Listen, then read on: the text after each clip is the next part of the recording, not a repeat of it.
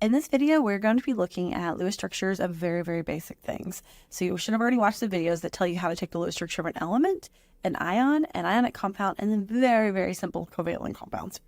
So the hardest part of this worksheet is literally figuring out which item you're doing and then using the right format. So the front part, this whole front page is just showing us how to do atoms, ions, and ionic compounds, and then the back adds covalent into the mixture, and they do become mixtures by that point. So for instance, the first one, what is the first one? It is an atom. So it is not an ion. Those names kind of make it a little obvious there for you. So if you have an atom, all you do is put the chemical symbol. So for oxygen, it's an O. And then you look at the periodic table, it's in group 6, 16, 6, whatever you want to call it, which means it has 6 valence electrons. It's in that 6th column. So it's got 1, 2, 3, 4, 5, 6, and that's it. Done. That's all you got to do. So for all the atoms, that's what you do. Anytime you just have a single atom, put the symbol in the middle, put the electrons around it, boom, you're done. Okay? For ions, it's the opposite. You got to do the exact same thing, just now you need brackets of some kind, and you have to add in or take away electrons depending on if it's positive or negatively charged.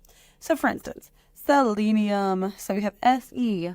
If you go look at Se, it is also in the 6th column. So that means it has 6 electrons around it. And that would be the structure for the selenium atom. But it's going to become an ion. If it's in the 6th row, it's going to become -2 charge, which means I need to add 2 electrons to it. 1, 2, give it some brackets to denote its charge, and now it is -2 charge. Okay, but I kind of wrote that wrong. 2 minus. That's how we write things in chemistry. Okay, so that's all you do for an ion. Chemical symbol, write down how many electrons it should have, take them away or add them based on if it's positive or negative. But if you don't have brackets and you don't have those extra electrons, it is wrong. Okay, let's do a couple of these ionic compounds. So the first one, lithium chloride. First off, how do I know whether or not it is an ionic compound or whether or not it is a covalent compound? Well, we go back to the last day's worksheet, which is looking at electronegativity difference. So if we have lithium here and chlorine over here, we look at the change in electronegativity, which is 3 minus 1, which equals 2. That puts it right here. So technically, it's right at the intersection between being an ionic compound and a polar covalent bond. But lithium chloride, we got a metal and a non-metal, so I'm going to go ahead and call that one an ionic compound. But do know it does have a slightly polar covalent nature to it. Okay, so come back over here. Change in electronegativity equals 2.0. I'm going to call it ionic. So what does that mean? If I look at my periodic table, lithium is going to form +1, chlorine is going to be -1. Cross those charges, that gives me the compound of LiCl. That is my compound. Now I need to put each of them in brackets with the charge on the outside and the correct number of electrons around it based on how many it would have. So why do I have none around lithium? It's because it was in the 1st row, and then when it became +1, it lost its electrons. Chlorine was in the 7th row, and then it gained an electron to become -1 charge, and now it has 8 electrons, and there's the structure. Okay, notice there's going to always be a trend with these ionic compounds. The first one's not going to have any electrons. The second one's going to have a complete electron valence shell, so 8 around it. It's just what happens. Why? Because when you cross charges, you're purposely trying to make it happy, which means it either has none or it has 8. Those are the options. Okay, let's do one that is a little bit trickier. How about sodium sulfide? So first off, you have to decide, is it ionic or is it covalent? So let's come back up here. Let us find sodium and sulfide. Whoops, I meant to erase, not highlight. All right, so now we've got sodium, which is right here, 0.9, and sulfide, 2.5. Okay, so if I take 2.5 minus 0.9, I'm going to get 1.6. So that one's a fun one. It's right here in this polar covalent region, okay, which is funny because sodium sulfide is typically considered ionic as well. Okay, we got a metal and a non-metal. So if you got a non-metal plus a metal, it's going to typically be an ionic compound. But according to this definition, it's going to be polar covalent. And so what is it? What are we thinking? That means that sometimes it's going to behave like a covalent compound. Sometimes it's going to behave like an ionic compound. And so for this one, let's go ahead and do it. We could do it like both just to see what it would look like, and we'll see why it's a little bit different. So with sodium sulfide, if you do sodium and sulfide, 2 and we treat it like an ionic compound. So that's what this first one is. Then you would cross those charges. You'd have Na2 and then S. That's my compound. So sodium, we write that as Na plus, and then sulfide S gets 8 electrons going around it. I didn't mean to draw that little guy right there. Whoops. 2 but then you also, this is the huge thing that everybody always misses. You have to include that part right here about what is it? Like how many of each compound are there? Okay. And so where does that go? So if there are 2 sodiums, I need to put 2 in front of sodium to designate that there are 2 of them. If there were 2 sulfurs, it would go in front of that. Okay. And you don't put like, it's not like they're added together. It's just they're together. They're right next to each other. So this little addition symbol, it's not supposed to look like they're adding. That's supposed to be a superscript. Okay. So that's what it looks like if it is ionic. What if we treat it like it's covalent? Because in actuality, it could work. The bonding could be very similar to both. Okay. So what do we do here? So we've got sodium, and sodium is in the first row. So it has 1 electron. We have another sodium, because there's going to be 2 of them right here. And then we have sulfur, which has 1, 2, 3, 4, 5, 6. And basically what's going to happen is the sodium is going to come in and fill that valence hole. This one's going to fill this one. And so you're going to be left with sodium bound to sulfur, bound to another sodium. And even though technically, according to change in electronegativity, that it should be covalent, no one actually writes it like this, okay? It's not, because it's a metal and a non-metal, okay? So we have to look at both common sense and math and decide what is best. And in this case, it's going to be ionic, okay? But if you wrote it on the exam like that, would I take off points? No, I would not. But just note, that's just a weirdo one, okay? So let's look at another one. How about we look at one that isn't strange? So like all of these technically in these 2 rows, these are all going to be ionic. Okay, but sometimes the change in electronegativity doesn't actually predict that as well as it should. Okay, but every single one in these 2 rows are actually a metal and a non-metal. Okay, so we've got aluminum fluoride.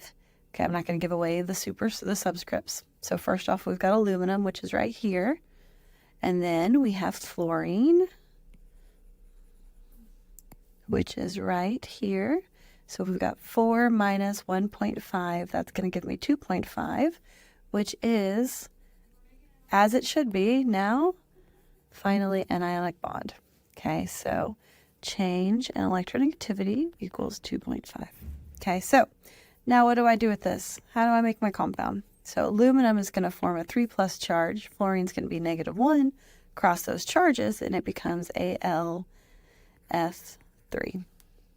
Okay, so what do these look like? Aluminum started out with 3. It lost all 3 of them to form a 3+ charge. Fluorine started out with 7, and then we added an 8th one to become a -1 charge. But we needed to note that there are 3 fluorines in the compound. And this right here is my Lewis structure for my ionic compound. Okay, so now we've done a weirdo, we've done the normal ones, we've done all that. Typically, Lewis structures are for covalent compounds, though. So let's do a couple examples of those. So all of these gases are going to be covalent. They're all covalent compounds. So hydrogen gas. What is hydrogen gas? H2. What is my change in electronegativity? It's the same compound, so it's going to be 0. So that is definitely a covalent. There is no question at all about that one. All right, so if we've got H2, we've got H with a single electron connecting to H with another electron. So really, there's only one way to go. They're going to share it. So we've got H bound to H. That's where both electrons are present. There's my Lewis compound. Okay. Let's do another one. How about nitrogen? Nitrogen gas is N2. Once again, change in electronegativity is 0. So we've got nitrogen 1, 2, 3, 4. And I'm going to just draw them all on opposite sides just so we can kind of show what they look like. And N, 1, 2, 3, 4, and 5. So they each get 5 electrons around it because it is in the 5th row. So what's going to happen? If we share 1, that's not going to get us there because that means that this one has the 5 plus 1 more of sharing. So we need to share how many? If I start out with 5, I need to share a total of 3 electrons. So 2 and then 3. Because if we do that, we've got N, and so I'm going to kind of leave all these circled ones. I've got my 2, right? And then I have 1, 2, 3 that are going to get shared. And the same thing over here. I have 2 on the outside and 1, 2, 3 that are going to get shared. And the shared ones all form a bond. And there's my structure. Nitrogen gas is actually triple bonded. Okay, and then you can do that for all of them. So what if I do oxygen? We'll do one more with you. O2. So oxygen has 1, 2, 3, 4, 5, and 6. If it has 6, it needs to share 2 to make 8. So that means these are going to get shared. The other oxygen looks the exact same. So these are going to get shared. So let me put my oxygen. And then I've got 2, 1, 2, and 1, 2. I have a total of 4 not getting shared. Same thing here. 1, 2, 3, 4. 4 not getting shared. And then the ones that are getting shared, 2 on this side are getting shared, and 2 on the other atom are getting shared. And those turn into your bonds. Okay, so that's my Lewis structure. Those are kind of basic.